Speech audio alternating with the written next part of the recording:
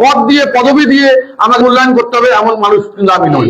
তারপরে আমরা আমাদের উত্তর অঞ্চল থেকে যে কথাটা রশিদ ভাই বলে গেছেন, আমরা এখন যে আমাদের মহাসচিবের যে অ্যাক্টিভিটিস, এটা অত্যন্ত হতাশাব্যঞ্জক। আমরা অতি সত্বর মহাসচিব পরিবর্তনের জন্য, এবং এখানে আমাদের যেহেতু যোগ্য মানুষ আছে, যোগ্য মানুষ আমাদের এই অঞ্চলে আছে, যিনি পটেনশিয়াল সারা দেশ তাকে চেনে, আমরা শামীম হায়দার পাটোয়ারি আমরা প্রস্তাব তাকে মহাসচিব করে দলকে সংগঠিত করার জন্য প্রস্তাব দেব। আমাদের কিছু সংশোধনী প্রস্তাব মাননীয় চেয়ারম্যান,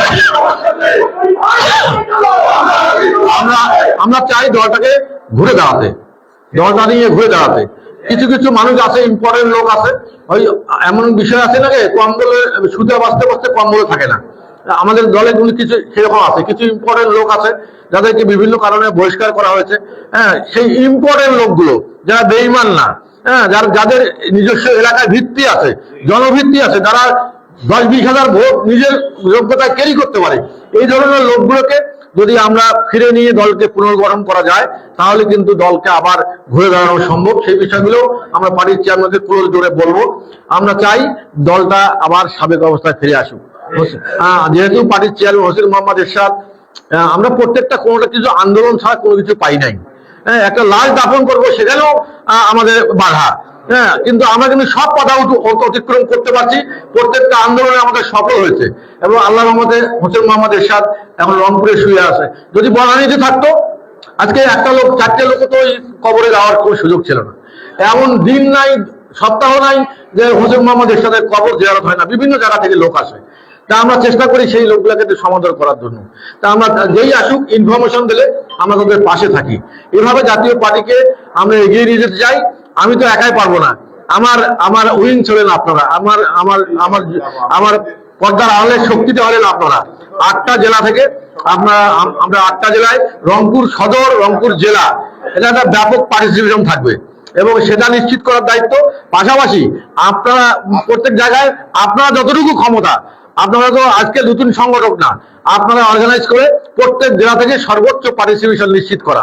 আর বাকিটা আমরা ইনশাল্লাহ দেখব।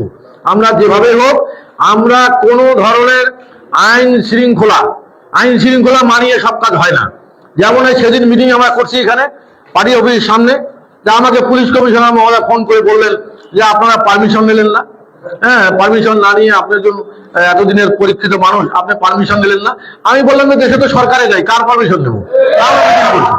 আমরা মিটিং করতেছি, আপনারা যদি ক্ষমতা থাকে আপনারা ঠেকান। আমরা একদিন ঠিকই মিটিং করেছি। আমার কথা হলো, সব কাজ সোজা হয়ে বলে ভদ্র নম্র নতজানু হয়ে রাজনীতি করলে হবে না। রাজনীতি করতে হবে, রাজনীতির ধার ভার সব থাকতে হবে। ধার ভার না থাকলে শুধু রাজনীতি করা যায় না। কথা বললো, আমি চাপে গেলাম।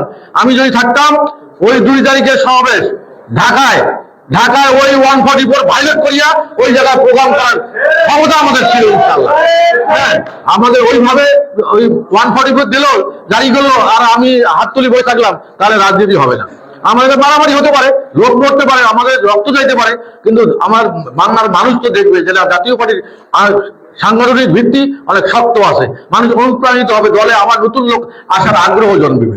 যে আমরা সেটা করতে পারি এই ঢাকায়, কিন্তু আমরা রংপুরে ইনশাল্লাহ করে দেখাবো। তা আমি সকলকে আমার পক্ষ থেকে অনেক অনেক শুভেচ্ছা জানাচ্ছি। আপনারা যারা আমাদের বিভিন্ন জেলা থেকে আসছেন, তাদেরকে একটু আমি আপ্যায়নের ব্যবস্থা করছি।